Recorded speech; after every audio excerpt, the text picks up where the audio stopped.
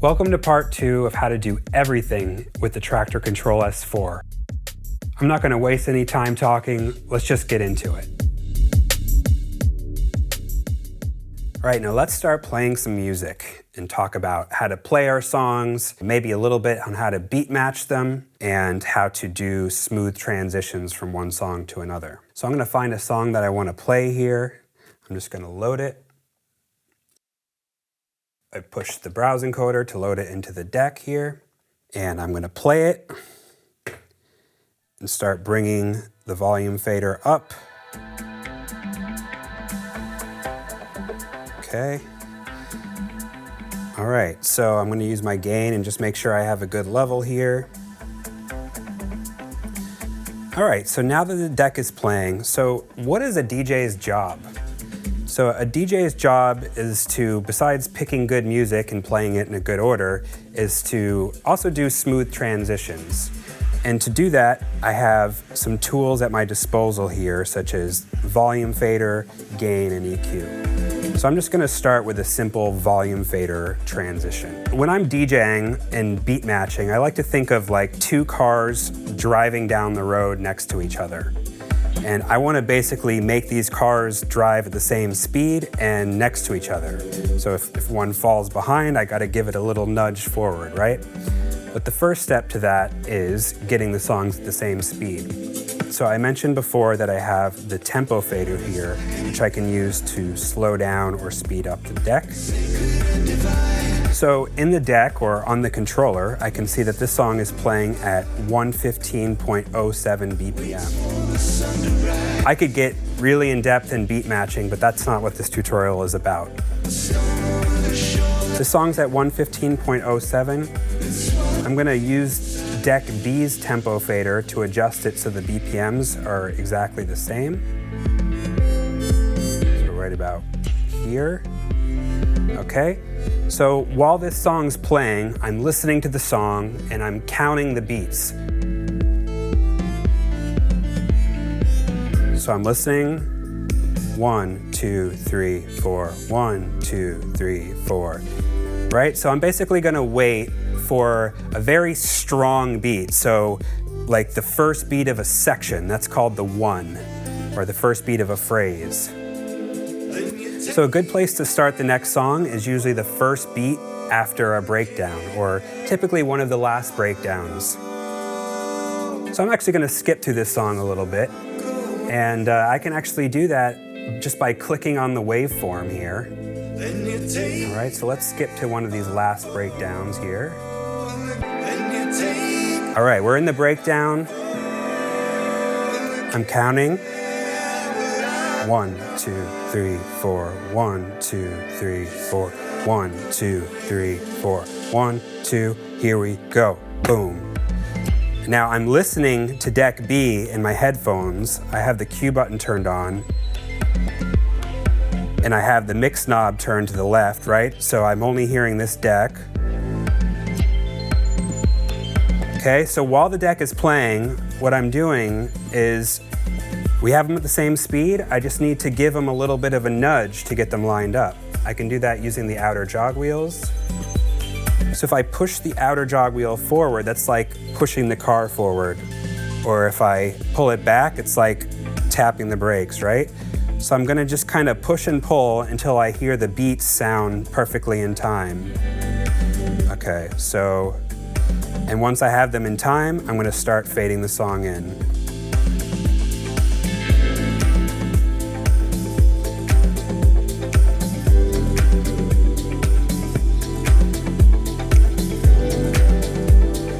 Now I have both songs playing together. Maybe bump up the gain of this one.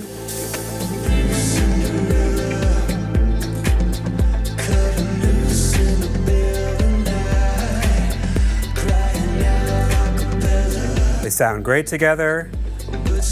Now I'll just kind of fade deck A out. All right, so we just did our first transition. Woohoo! Something like that.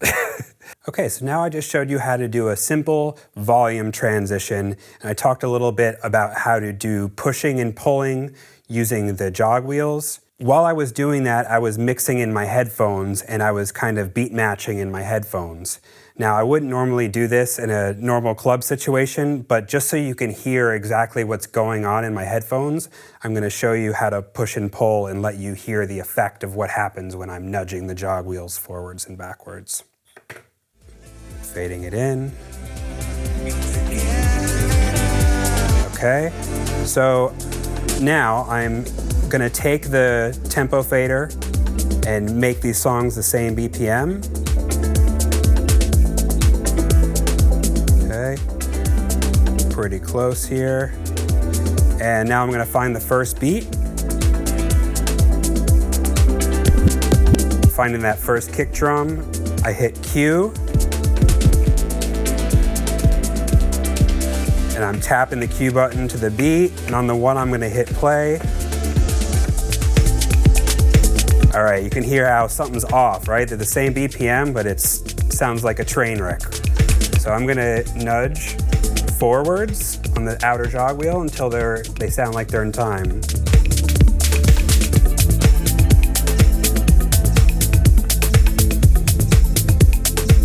Sounds good, right? Off. On. Off. On.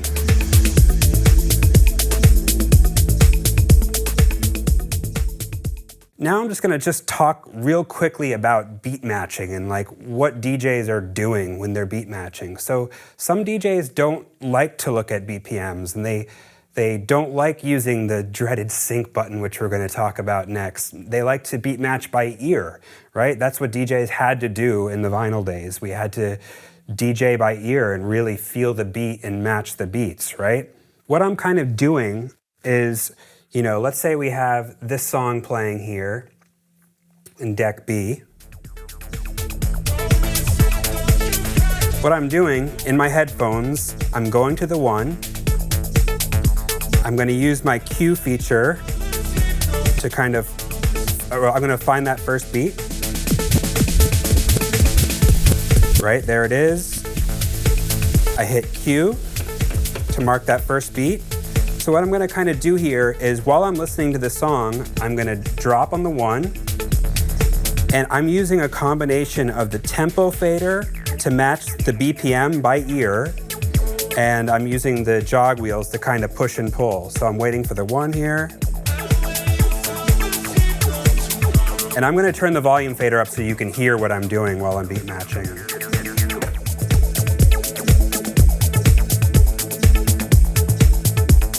So I'm pushing, right? So it's starting to go too fast, right? So I need to slow it down and nudge. Right, so I'm doing a combination of pushing and pulling and adjusting the fader. Right, you can hear it's going too slow.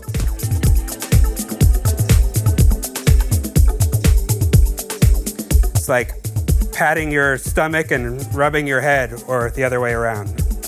All right, so that's just a general overview. We're just breaking the iceberg of how to beat match. Some DJs like to beat match. Some DJs like to use the tempo fader to match the BPMs, and some people use sync. But now at this point, everybody who is watching this video knows how to play one song, fade into another song, and just do simple transitions. And sometimes that's all you need. And next we're going to talk about how to sync our tracks. Dun, dun, dun. Okay, so now we talked about how to beat match our songs manually using the tempo fader and the outer jog wheels. We also talked about how to match the tempo on both decks by using the BPMs on the displays and the tempo faders to match the BPMs. And now we're going to start talking about how to easily sync our tracks. The first is the master clock. What is the master clock? Traktor has a master clock, and either the deck can be the master clock or the master clock can be the master clock, but something has to be the master clock, and that's used as the reference for anything to sync to, including track decks or loops, effects. Everything is going to sync to this master clock. If you look up here in the master clock section of Traktor, you can see I have this button called Auto turned on. And this is something that's really important to know, and a lot of people don't even know this exists. So what auto mode means is whatever deck has been playing the longest is going to be the master clock. So as soon as I stop one deck, it automatically switches the other deck to be the master clock, and then everything's going to sync to that. And the other mode, if I turn auto off, that means that now the master clock is the master. And additionally, if I want to, I can manually change the master clock to a deck just by clicking on the master button on the deck. So I can manually set the master clock. All right, but the simplest way to play in Traktor, and the most intuitive way, in my opinion, is to use auto mode. So we don't even have to think about what the master is. Traktor does it for you. If you're using 4 decks, remix decks, stems, things like that, or Ableton Link and syncing with another DJ, maybe you want to use the master clock as the master. Now, a couple things I'm going to talk about before I start demonstrating is, first of all, the phase meter in the decks. So the phase meter, if I have both decks playing right now, you can actually hear right now in your headphones probably that this is out of time, that the 2 decks are out of time. You're going to hear it especially when this beat comes in right now. All right? So decks are playing, right? They're out of time. So as I nudge the jog wheel, notice how this bar above the deck starts moving around. That bar is telling me how in sync, not the band, or out of sync the deck is, right?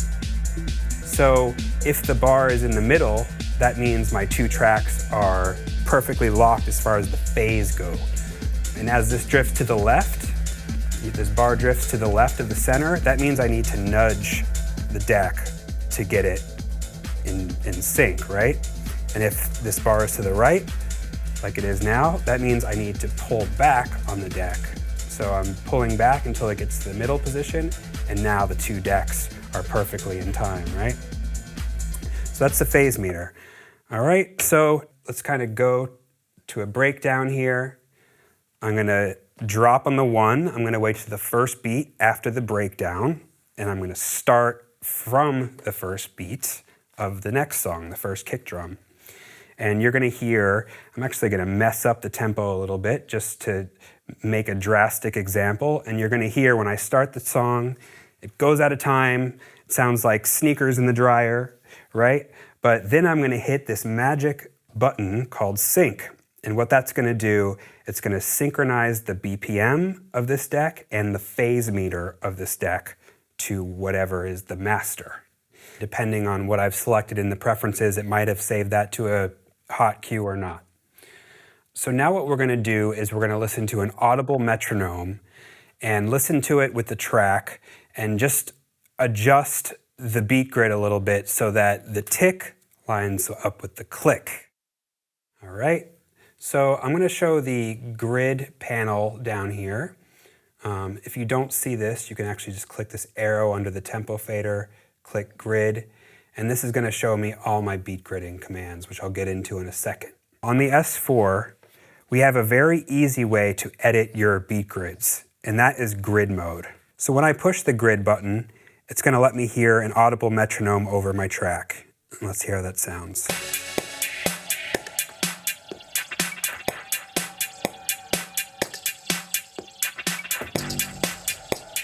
All right, so that sounds pretty close. Like it sounds like the grid's on beat. But what I'm gonna do is while the grid button is held, I can put my finger on the top of the jog wheel and just kind of adjust it until it sounds like the beat grid is perfectly accurate. Let's just kind of jump to the meat of the song and listen to how that sounds. And I'm gonna mess it up a little bit and then bring it back on.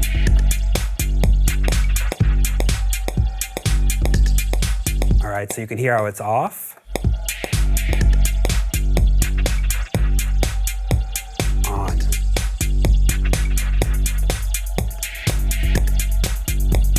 Off.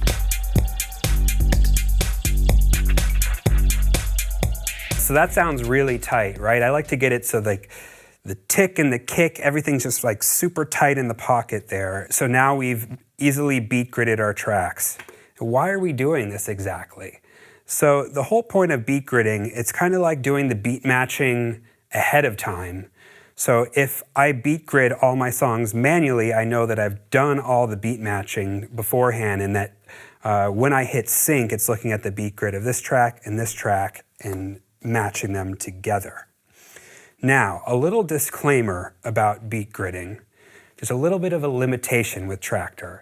So if you beat grid things manually, which I just did using a metronome, your beat grids are going to be about 3 or 4 nudges to the left of Traktor's auto grid, which is Traktor's automatic beat grids, which means if I beat grid everything manually, things like the pattern player or effects or Ableton Link might not be perfectly in sync. The advantage of manually beat gridding is that all of your tracks are going to be perfectly in time because you know you've done it already. So I'm going to show you another method of beat gridding here. I'm just going to mess things all up here. All right, so in the grid panel, I can actually see my BPM value here. I'm just clicking and dragging to change it. All right. So now I'm going to play the song, and this is a method of beat gridding using the tap feature. And this is for all the auto gridders out there, which will help you use Traktor's auto grid, but also kind of beat grid manually in a way. All right, so here we go. Let's turn on the metronome. Way off. So I'm gonna hit the tap button 4 times starting on the first beat. Tap, tap, tap, tap. There you go. So what it's doing is Traktor is looking at your tap tempo and the analysis of the track, and it's figuring out where it should put the grid based on that intelligently. Okay, and you might even hear like the grids maybe just a little bit not perfect. Like that's where Traktor sets it, whereas I would set it here. There are some other tools in the grid panel as well. These arrows left and right at the top here, the top arrows will actually shift the whole grid left and right, and I'll let you hear how that sounds.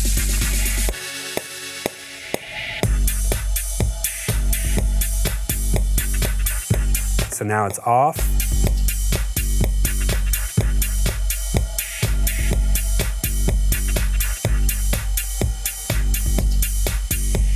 On.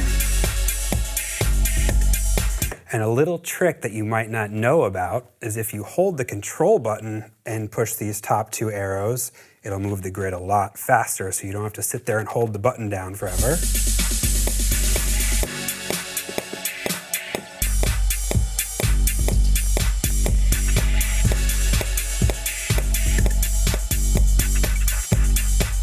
And then I can let go of the control button and then just fine adjust it. Also, for people who play maybe dubstep, some of your tracks might show up as 70 BPM versus 140 BPM. In those situations, you have the ×2 and divided by 2 buttons. So if I hit ×2, it's going to double the BPM.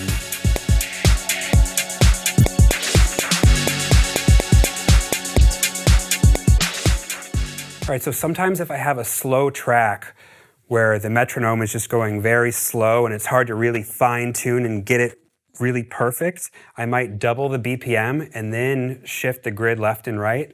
So it just gives me more to like latch onto.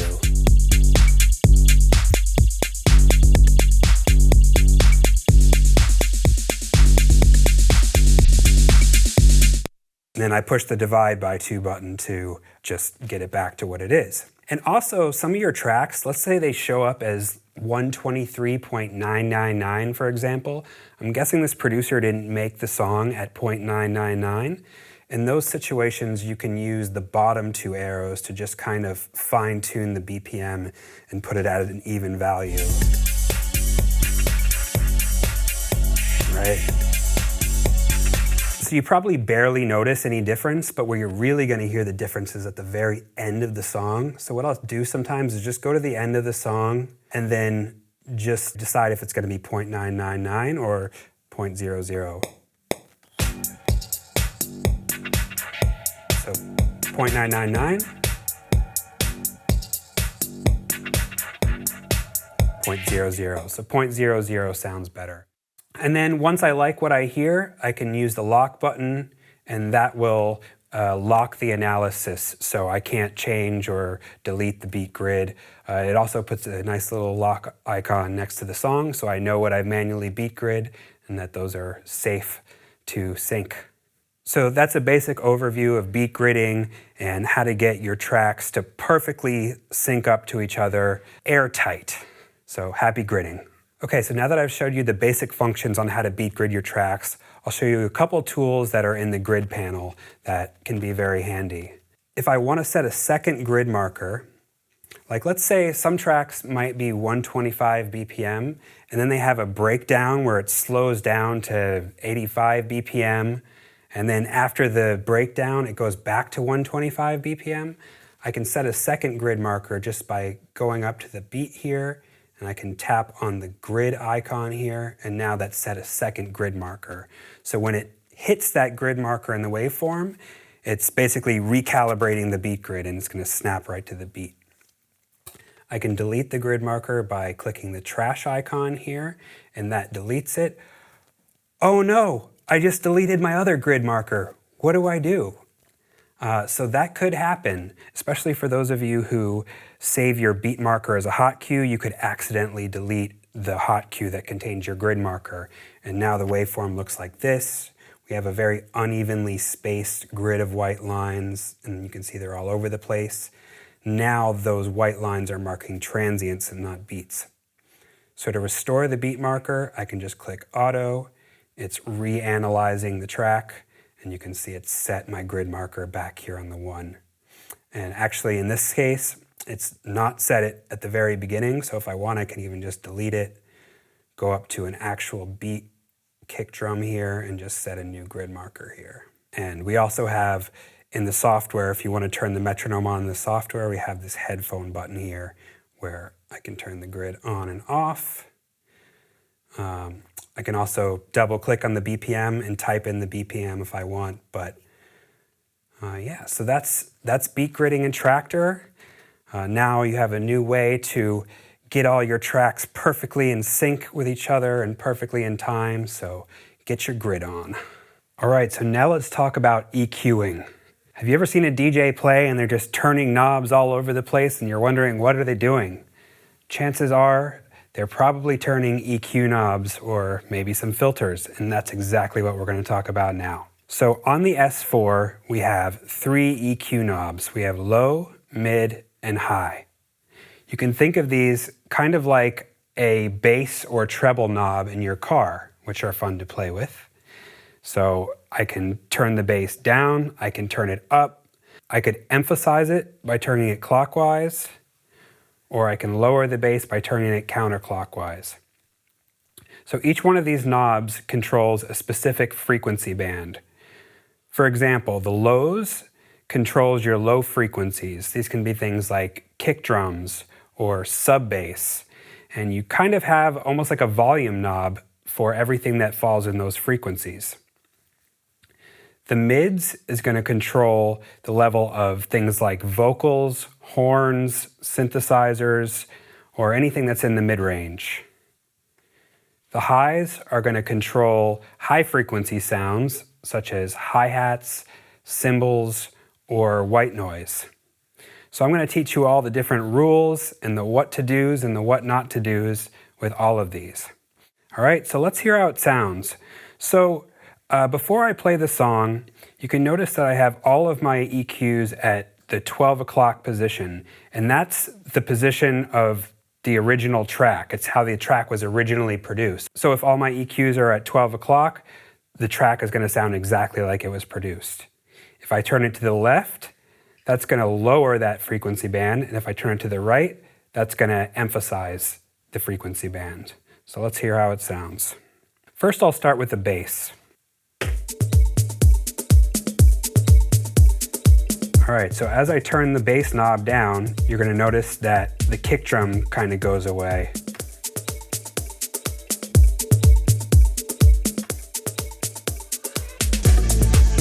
Now we're at a part with some sub bass.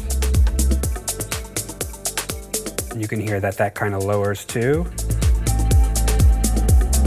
And if I boost the bass, you can hear how the sub bass comes up, the kick drum gets a little bit louder.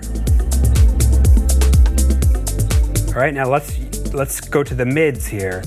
So the mids I use a lot for things like vocals or synthesizers. So you can hear the vocals coming in right now.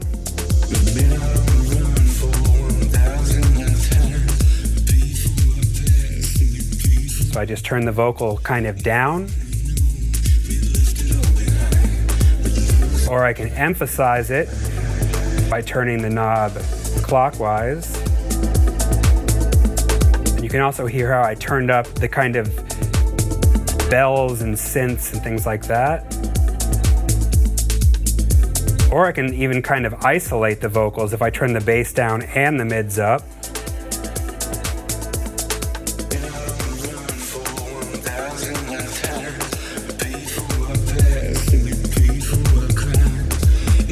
Okay, now we got the highs next.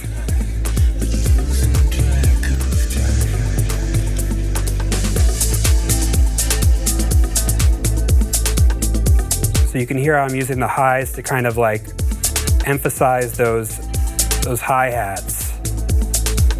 Or if you have a track that has these kind of piercing highs, you can dull it a little bit by turning the highs to the left. You can hear how it sounds a little bit darker.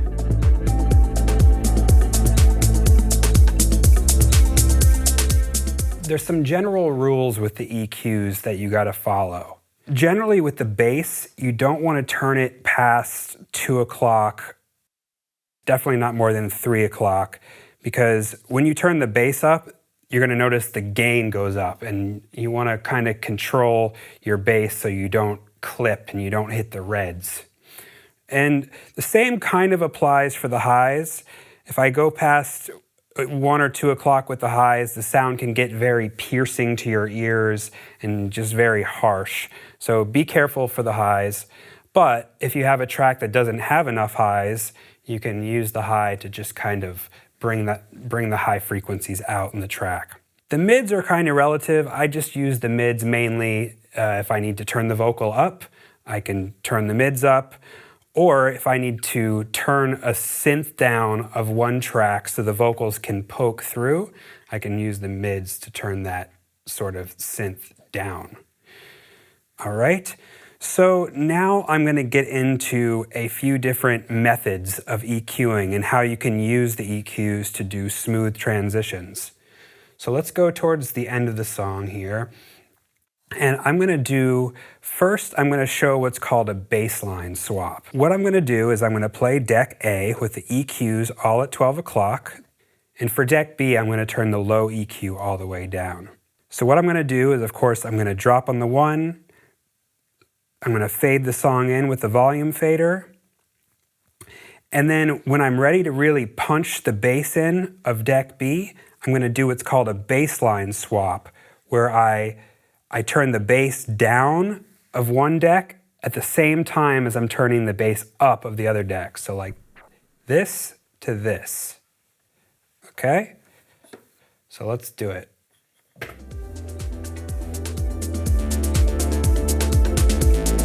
Waiting for the 1.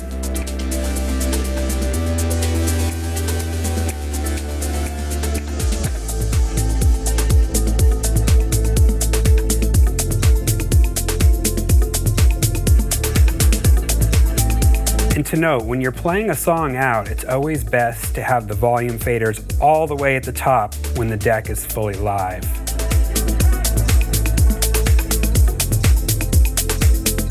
Okay, I see the bass about to come in.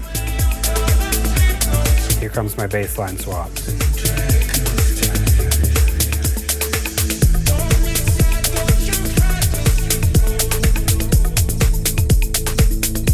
So I just did my bassline swap. And I'm fading the song out. Okay, so that's step 1, is the bassline swap. Now, something I'm going to point out, if you actually look at the Traktor software, You can actually see the frequencies of the track if you use a special waveform type. So if I go to Preferences, Decks Layout, Miscellaneous Color Mode. Under Color Mode, I can choose different colors for the waveform. Infrared, ultraviolet. So Spectrum Mode will actually show me the frequency content of the track, so I can just kind of look at the track and get a general idea of what's going on.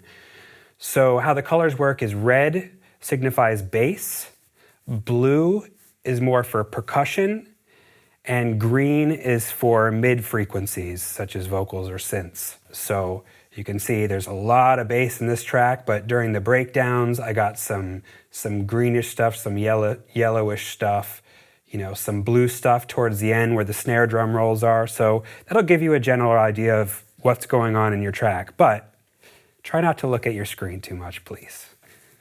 Okay, so let's do another example. So now we're going to start talking about highs and how to use those. Okay, so we're going to use the same technique that we just talked about where I start with the bass all the way down, but we're additionally going to turn the highs down to about, let's say, 9 or 10 o'clock. And what this is going to do is it's going to kind of dull those high frequencies down. So when I'm fading the song in, you're not hearing this like, you know, coming in. It's just less obvious that you're bringing a song in. You know, because our general vibe is we want to have a smooth transition where people almost don't even know that the transition happened. Okay, so I'm going to jump to the end of this song here, and I'm going to do a transition with the highs and the lows. I'm waiting for the one, that first kick drum after the breakdown. Okay. Now I have the highs turned down on this deck. I'm going to start fading the deck in. You can probably barely hear it, but it's almost at full volume. So I use the highs to kind of tame those tech house hi-hats so they're not so sharp. And when I'm ready, I can start fading in the highs just gradually. You can hear the synths kind of coming through. You remember our mid, our friend the mid here? We can turn the synths up or down in theory. All right. Now I have the highs both up.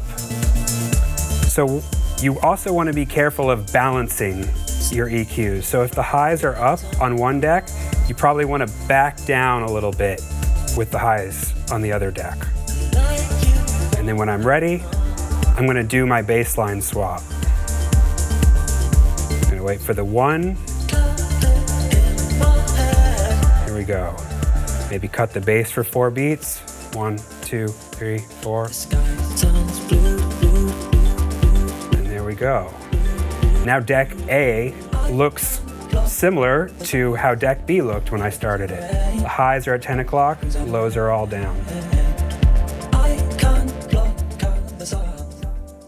That's how to use the EQs. And again, with the mids, just kind of use it to taste. Use your ears. Just decide, like, is this vocal loud enough? Is it not loud? Or if you have a lot of synths and a lot of vocals in the tracks, like maybe rather than cranking the vocals up, turn the synths down so then the vocals can peek their head through.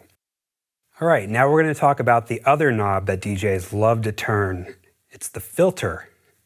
So a filter's job is to basically let certain frequencies come through while not allowing other frequencies. Using the filters on the S4 is very easy. Basically, we have a built-in high pass and low pass filter. In the middle of the mixer, we have the mixer effects section. And we have mixer effects knobs and a button here. Now, we're going to talk more about mixer effects later on in the video, but right now we're only using filters. So I'm going to push the filter button to activate the filter, and now all of these become filter controls. Now for each channel we have an on-off button for the filter or mixer effects. So I'm going to turn them all on. And how they work is, if the mixer FX knob is in the 12 o'clock position, that means that the track is unaffected. It's basically how it was originally produced as far as the filters go. If I turn the mixer FX knob to the right, then it becomes a high pass filter, which will basically allow the highs to come through, but it's sweeping or kind of cutting the lows as I turn to the right. And then if I turn the mixer FX knob counterclockwise, then it becomes a low pass filter where it's letting the lows come through and the highs are getting swept away as I turn it to the left. All right, so let's have a listen to how that sounds.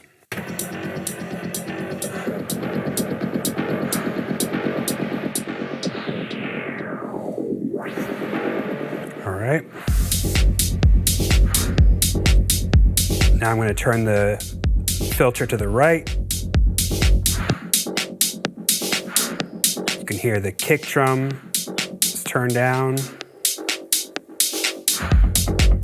You also get that resonance from the filter.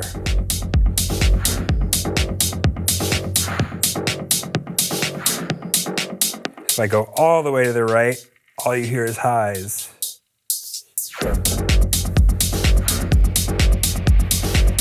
Now let's go the other way.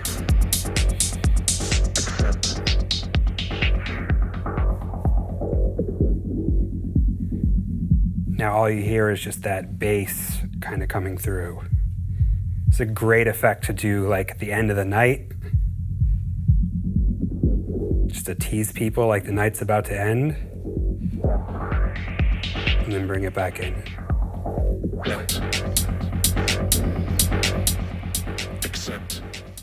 All right, so now you should get the idea of how the filter works, how I can do a high pass filter and a low pass filter. So the filters can be used both as a sort of creative effect where you can build tension, you know, like if you have a slamming track going and you turn the filter to the right and you kind of take the kick drum away, people will put their hands in the air and, you know, they want that kick drum back. So you kind of take it away from them and then punch it right back in and they'll go crazy. And the filters can be used as sort of a functional tool or almost like a replacement for EQ. So let's say I have one deck playing, you know, the filter is going to be at 12 o'clock. The other deck, I can turn the filter up so the lows are gone.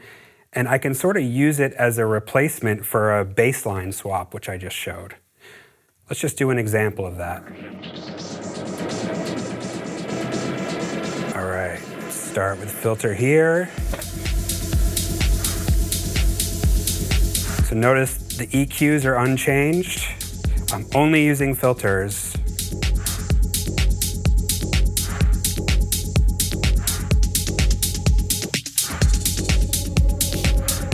That was just my little touch. All right.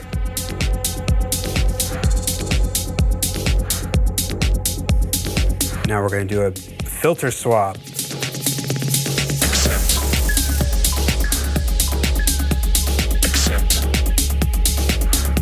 All right, I'll do it one more time.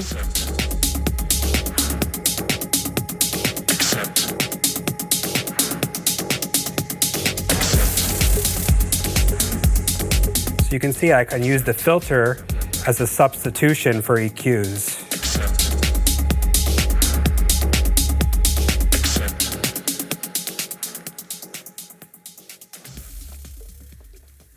There's actually a couple different kinds of filters built into Traktor. Just like with the EQs, you can actually change the filter type in the preferences.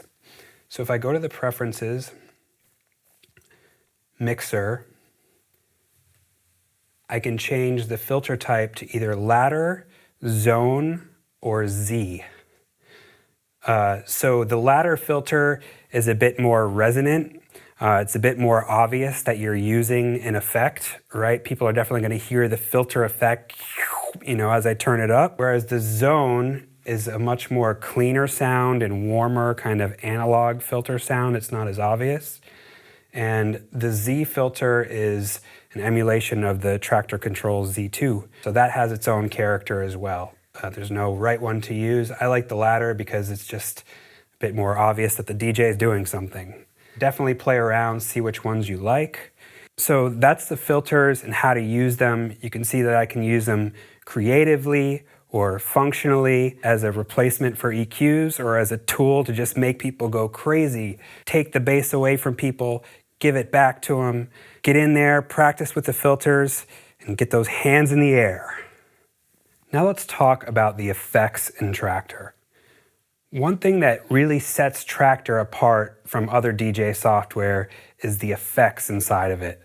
Traktor has over 40 built-in effects that are designed in Native Instruments Reactor, from beat manglers to delays, reverbs, shimmery ice verbs, and all kinds of different effects that you can use. So basically an effect is taking the incoming audio signal and mangling it in some kind of creative way. And on the S4, we have 2 effects sections here. We have effect unit 1 and 2 that we can use to control Traktor's effects. Not to get too nerdy, but you can actually have 4 effects units in Traktor. But today we're just going to cover 2. In the software, if this is your first time opening Traktor, you might notice in the upper left and the upper right-hand side of the screen, we have 3 effects in effect unit 1, which is up here, labeled with the number 1. And then on the right side, we have effect unit 2 with the number 2 here. And this only has 1 effect. So there's actually 2 different modes with effects. You have group mode and single mode. In group mode, there's 3 effects. Each effect has 1 button and 1 knob. And then you have a dry, wet knob for all 3 of those effects combined. And then in single mode, you have 1 effect with 4 buttons and 4 knobs if you want to get really advanced. But to start, I'm going to put effects unit 2 into group mode. This is probably the easiest way to control the effects. So as mentioned here, we have effects unit 1 here, effects 2 here. And for each deck, at the top of the channel strip, you can see we have a button to assign the deck to either effects unit. So for example, for deck A, I can assign it to effect unit 1, effect unit 2, or both of them. Now, since I'm in group mode in both of these effects units, I now have 6 effects that I can trigger really easily. To select the effect that we're using, we can use these drop-down menus here. And if I click the drop-down menu, you can see we have all of these effects to choose from here. So I've loaded some of my favorites right now, and I'm just going to walk you through some of them and how they work. So right now you see I have a delay, beat masher 2, and bass-o-matic on effects unit 1. I have the reverb T3, that means Traktor 3, gator, and ice verb on the right side. Before I get started and start having fun with some of these, just to explain how it works signal flow wise. So for deck A, you can see I have it assigned to both effects units, and the effects go from left to right. So for example, I have a delay going into a beat masher into the bass-o-matic. And since I have both of these units activated, it then goes into reverb T3, gator T3, and ice verb. So I have 6 effects chained. So let's get into some of my favorites. The most used effects, I would say, in Traktor are the delay T3 and the reverb T3. I love the delay T3 because with the knob, I can control the rate of the delay. In group mode, the knob is going to do a different thing for each effect. So with the delays, I have the rate with this knob, and underneath that, we have a button for each, and that is going to turn the effect on and off. So let's do a little example of the delay.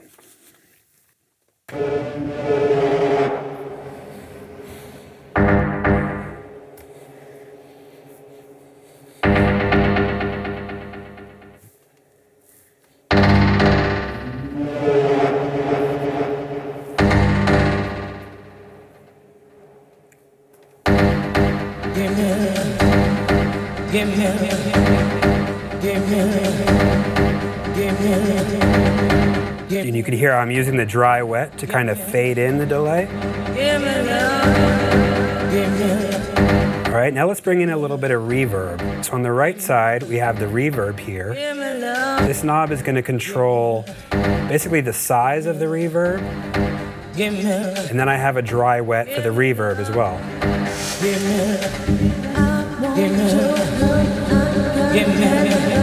So I have the delay going. Now I'm bringing in some reverb. So reverb's giving this sense of space.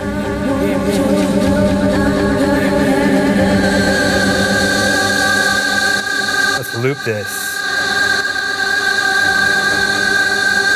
So I have this section here. Now let's introduce the gator.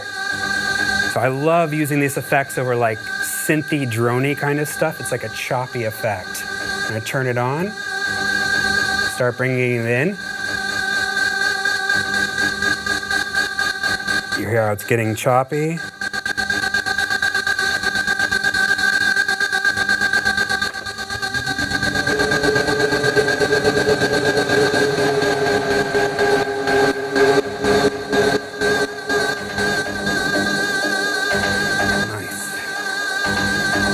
That's the gator, and with the gator, this knob controls the rate of the chopping. Now I have an ice verb over here, which is like an icy reverb. If you want to cool your dancers off, give them a little ice verb.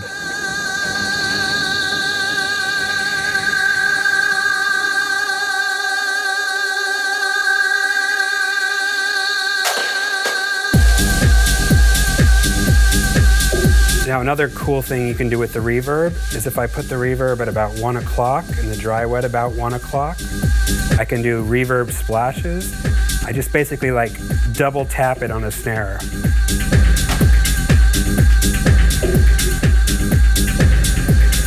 You can hear it's like a little punch of reverb. I can even, if I want to, use the effects with the filters, right?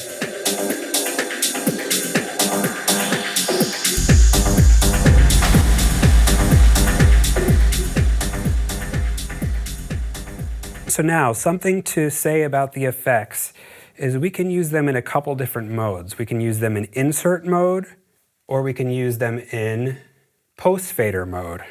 Post-fader mode will basically let the delay ring out. When I bring the volume fader down, it just lets the effect kind of ring out. Whereas insert mode, when you turn the volume fader down, the effect will just be cut off with the volume of the song.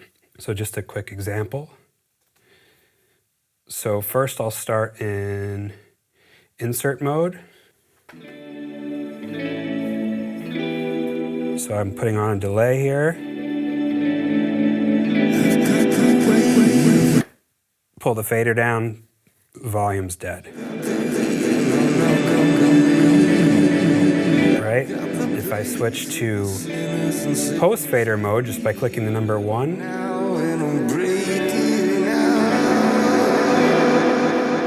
can hear how the delay just kind of rings out, and it's really nice. So I like to play in post-fader mode, and that can be great for transitions as well. When you're kind of coming out of one song, you can let the delay just let the song echo out into nothingness. And that's how to use the effects in group effects mode.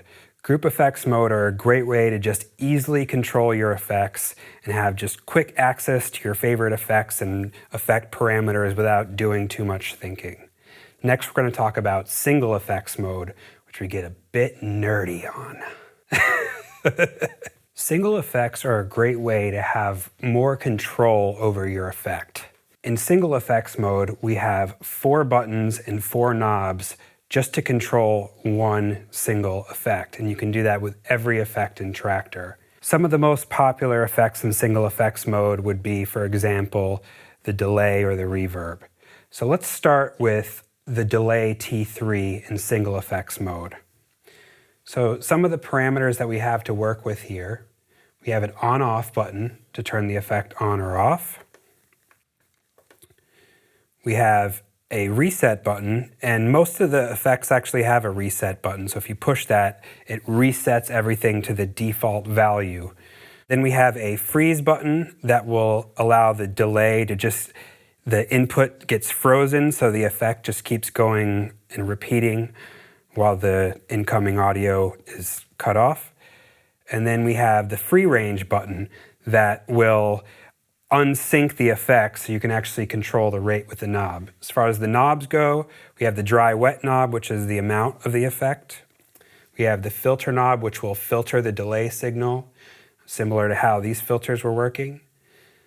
We have the feedback, which is like the amount of the effect, and then we have the rate, which is you can set to like an 1/8 note, a 16th note, 32nd note. That's just the speed of the delay. So let's go to this crazy breakdown here and just start having some fun with the effects and seeing what they do.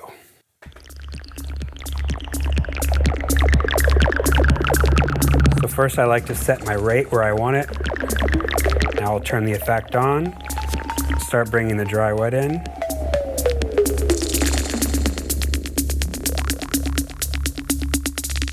And you can hear how I can change the rate without any glitch in audio.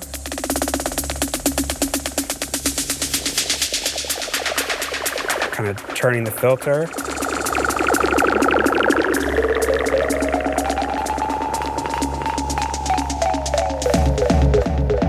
That's the freeze.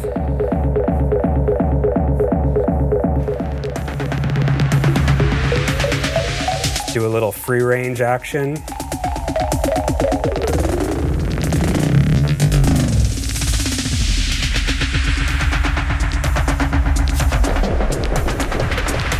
You can hear how things get really drippy really fast. Let it freeze out.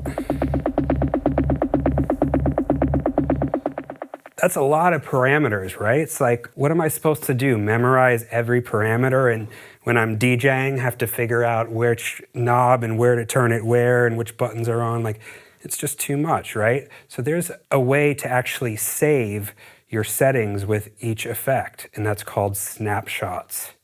So what I like to do is when I'm just at home playing around, I'll get the effect exactly where I want it. And I'm going to get all the knobs where I want them, and also keep in mind which buttons are on and off, because those will get saved as well. So I want the delay off, I want the rate here, feedback here, filter here, right? Now, once I have the effect exactly where I want it, I can click the effect unit number and say Save Snapshot.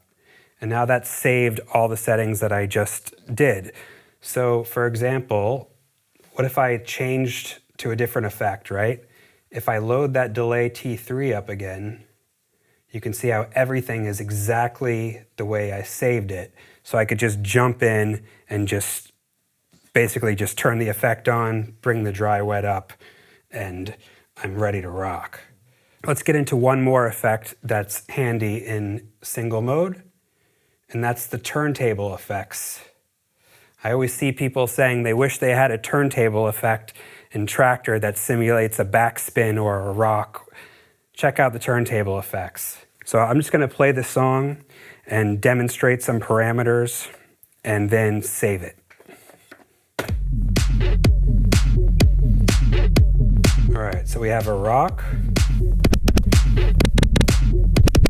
So this is the rock speed. This is to turn the rock on.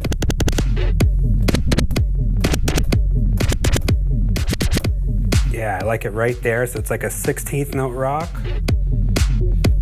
Then we have a backspin.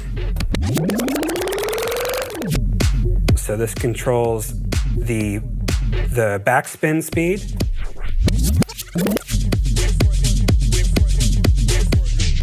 So slower, faster. All right. So just like that. So now I have all those settings saved exactly how I want it. I've saved a snapshot, and now next time I load up the turntable effects, I'm ready to rock. Get it? How many dad jokes? I'm gonna get crucified in the comments. So now I'm gonna talk about the different kinds of effects that you can come across when you're going through the Traktor effects. There's many different types of effects. So the first type of effect I'm gonna talk about are the beat synced effects. The beat synced effects are actually following the tempo of the master clock. So if you change the speeds, the effects are going to change speeds as well. Some examples of that would be the delay and the gator, which we talked about. Now the second type of effect that I'll demonstrate is called distortion effects. So I'm going to play a track by my boy Victor Calderon here, and we're going to have some fun with it. So one of the great distortion effects that we have to work with is called Mulholland Drive. So I'll select that here.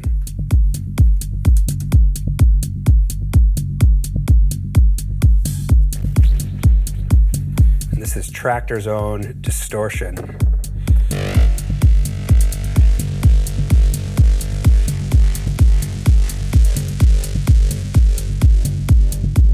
The next effect I'm going to talk about is the flux effect. So the flux effect, you're basically controlling the pitch of the effect with the knob. Let's select a flanger flux. I'll add a little filter here.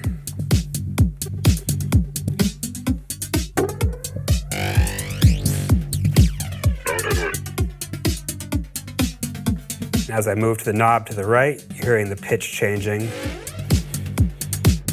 Another kind of effect that we have are called buffer effects.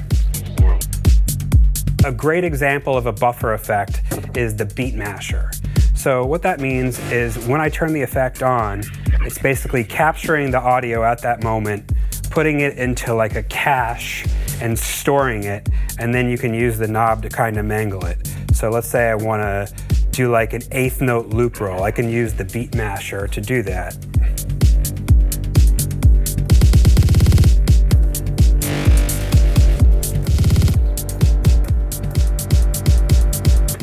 Actually, when I pull the fader down, you can hear how it keeps going and going and going, and it'll go forever until I turn it off.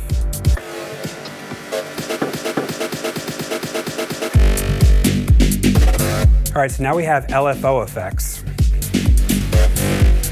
LFO is just moving things up and down. So I'm going to set the length here, turn it on. Let's go to a breakdown. You can hear how the filter is going up and down. And I can just make it faster and faster. Okay. And then we have pulse effects, which are actually modulated by the beat. So some examples of pulse effects would be flanger, phaser pulse, and filter 92 pulse. Let's do a phaser. I got the phaser pulse here. And you're going to kind of hear, let's go back to this breakdown. You're going to hear how when there's transients, it's modulating the effect. So any spike in audio is making the effect kind of duck and gets kind of crazy.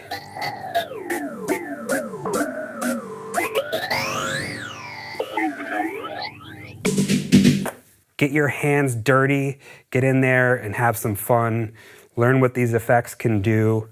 Go in group mode, go in single mode. Learning the effects can really give you your own signature sound as an artist. One of the great new upgrades to the S4 Mark III is that they added a mixer effects section right here in the middle of the S4.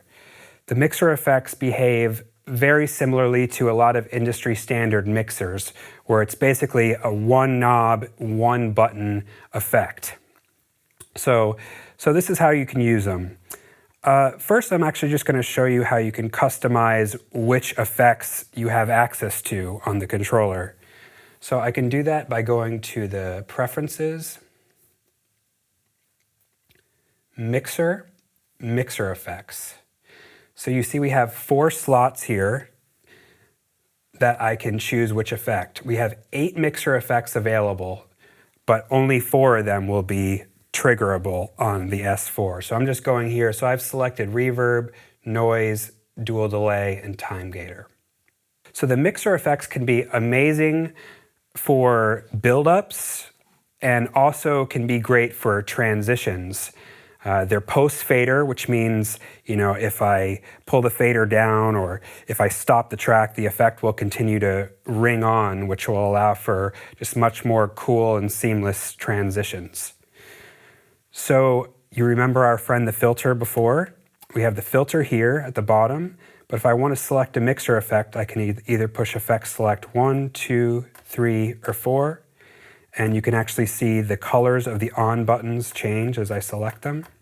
And we can also select mixer effects for individual channels, so some channels can be different, just by pushing and holding on any of the numbers, and then pushing the on button for the channel that I want to use that effect for. So I can turn the effect on by pushing the on button, and how they work is when I have the mixer effects knob in the middle position, the track is unaltered, and when I turn it to the right, it's basically a macro effect.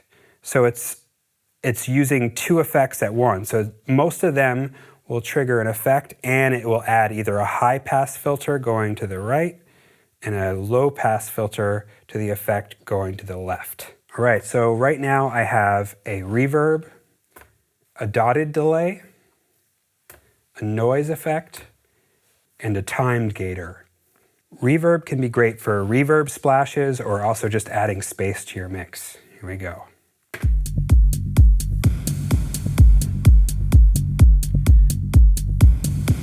So as I turn the knob to the right, the reverb gets bigger, but also hear that filter in action too, cutting the bass, which is a great hack for effects because you don't want to be putting all this reverb on the bass. And something I like to do is I'll actually turn the knob up and I'll just hit the on button when I want to do a reverb splash.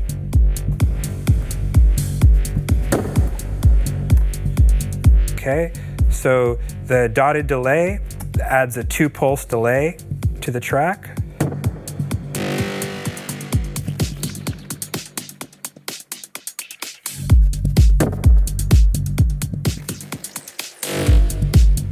All right, and let's hear that in action and hear how it can be used to make a good transition.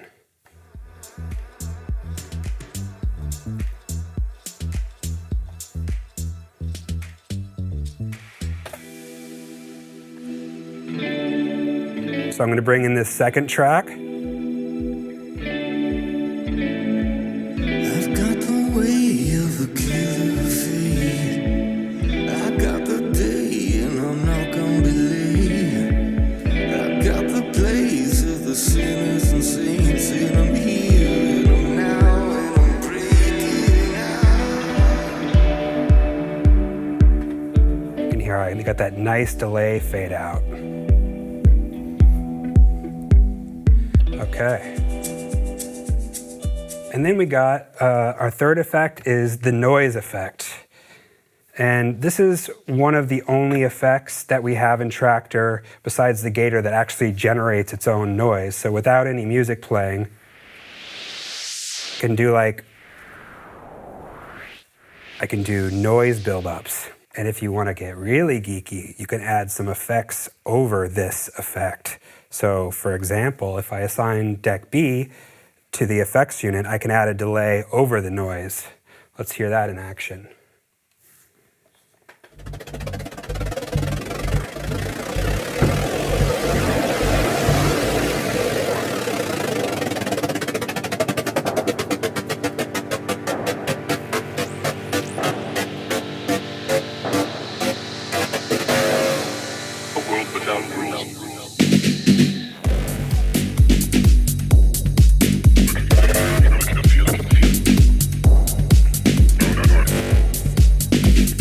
All right, and the last effect that we have to work with is the timing gator.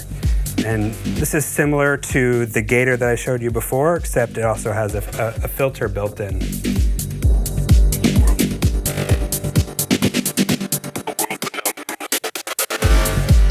And if I turn it to the left, we got like a low pass filter with the gator. And it's an 1/8 note to the left, 1/16 note to the right.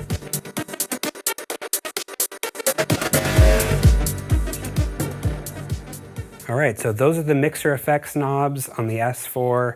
Get in there, have some fun, make some exciting build-ups, exciting breakdowns, some great transitions.